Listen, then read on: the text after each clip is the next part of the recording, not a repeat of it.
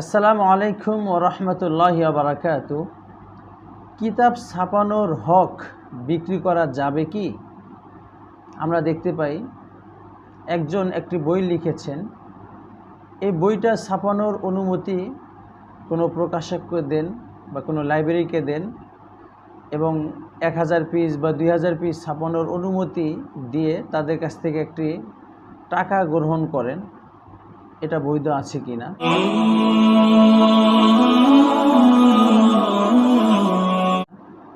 এর উত্তর হলো, কিতাব ছাপানোর সঙ্গে যেহেতু আর্থিক উপকারিতা সম্পৃক্ত এবং তার ব্যাপক প্রচলন হয়ে গিয়েছে, তথা কিতাবের হক বা স্বত্ব বিক্রি করা বর্তমান পুরো পৃথিবীতে ব্যাপক প্রচলন হয়ে গিয়েছে এবং আধুনিক ব্যবসা বাণিজ্যে, আধুনিক অর্থনৈতিক নীতিমালায় কিতাব সত্ত্বকে এটাকেও একটা মাল ধরা হয়, মূল্যবান বস্তু ধরা হয় এবং যেটার মালিক লেখকের থাকে।